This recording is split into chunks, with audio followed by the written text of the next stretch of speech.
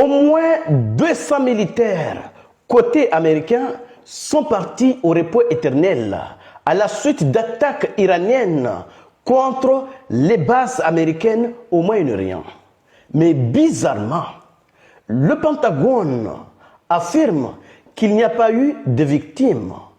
Et ça, c'est extrêmement bizarre, puisque le Koweït, de son côté, a déjà confirmé 3 victimes parmi ses rangs. Alors, comment se fait-il que le Koweït, qui abrite la plus grande base logistique terrestre des États-Unis au Moyen-Orient, a eu 3 victimes parmi ses rangs, mais les États-Unis qui occupent cette base n'ont eu aucune victime. Pire encore, après les frappes qui ont pulvérisé la base aérienne américaine au Qatar, qui est la plus grande base des États-Unis au Moyen-Orient, après cette frappe qui a déjà dépassé le milliard de dégâts, une dizaine d'ambulances sont arrivées sur place. Pour évacuer qui et pourquoi s'il n'y a pas eu de victimes? Mais tous ces détails, nous allons vous le donner dans la prochaine vidéo, après celle-ci. Mais dans cette vidéo, je vais vous parler de ce qu'on appelle un orgueil naval stratégique. Il s'agit de la plus grande base navale américaine au Moyen-Orient qui se trouve au Bahreïn, qui a été vraiment touché par les Iraniens. Là, on a déjà eu des informations selon lesquelles la plus grande base terrestre des États-Unis au Koweït, qui est la plus grande base terrestre des États-Unis au Moyen-Orient, a été vraiment frappée.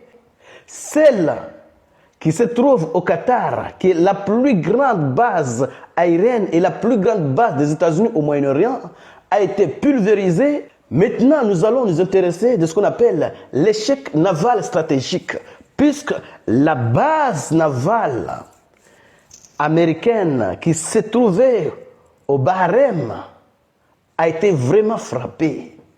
Et cette base, la perte de cette base complique stratégiquement les positions américaines dans la région, puisque les États-Unis ont déployé des navires et des porte-avions. Donc, ils avaient besoin de cette base pour s'alimenter et délancer les choses sérieuses. Alors, qu'est-ce qui s'est passé au Bahreïn? C'est de cela que nous allons démontrer dans cette vidéoconférence. Alors, chers amis, poussez cette vidéo au maximum, partagez cette vidéo au maximum pour faire en sorte que ceux qui ne sont pas encore abonnés puissent également bénéficier de ces informations et surtout de vous abonner.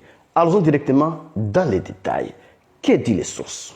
Alors, la base navale américaine au Bahreïn qui a été touchée, c'est quoi et quel est son rôle? D'abord, il s'agit de Naval Support Activity Bahreïn qui abrite le quartier général de la United States Fighting Fleet. C'est l'un des points militaires les plus stratégiques des États-Unis au Moyen-Orient, puisqu'il s'agit ici de la plus grande base navale des États-Unis dans la région. Et vous allez bien le comprendre. Caractéristiques principales. La base se trouve à Manama, la capitale Bahreïn. Base logistique et opérationnelle navale. C'est une base logistique et opérationnelle navale. Cette base accueille des destroyers, des croisières, des navires, des patrouilles et bâtiments de soutien. Donc, c'est le cœur naval des États-Unis dans la région. Alors, personnel, la base abrite plusieurs milliers de militaires et civils américains. Et le rôle central, c'est quartier général de la 5e flotte. On compte environ 7 000 à 9 000 personnes dans la base avant peut-être cette affaire. Mais maintenant, il y a peut-être plus ou moins. En tout cas, cette base est une base stratégique. Portée stratégique de cette base, pour mieux comprendre.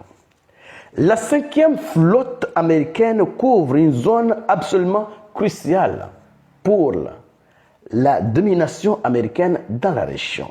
Elle couvre le golfe Persique, le golfe d'Oman, la mer d'Arabie, la mer Rouge et une partie de l'océan Indien. Donc, l'Iran a réussi à frapper cette base, le cœur naval des États-Unis dans la région.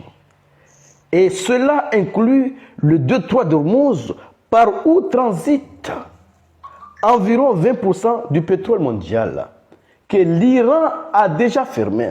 L'Iran a déjà fermé le détroit d'Ormuz et le seul navire qui a essayé de violer, cette ordonnance a été frappé. Je donne chez mademoiselle, chez messieurs, si votre voiture est à sec, allez vous approvisionner parce que le pétrole va augmenter d'une manière exponentielle. C'est de cela qu'il s'agit. L'Iran a déjà fermé le détroit d'Ormuz, là où transite environ un quart du pétrole mondial. C'est de cela qu'il s'agit. En clair, chers amis, cette base est un verrou énergique mondial. Elle sert à contenir l'influence de l'Iran dans la région et elle protège les routes commerciales maritimes et permet des frappes rapides si nécessaire. Si nécessaire. Chez mademoiselle, chez messieurs, vous n'êtes pas sans savoir que l'Iran est en train de frapper un peu partout. Bahreïn, Koweït, Émirats arabes unis, Jordanie, etc., etc. L'Iran n'est pas en train de plaisanter. Oui, il s'est déjà préparé depuis des décennies. Il savait que ce jour allait arriver. Donc, il s'est bien préparé. Alors, chers amis, partagez cette vidéo au maximum. Et surtout, restez connectés pour la suite des événements. Merci.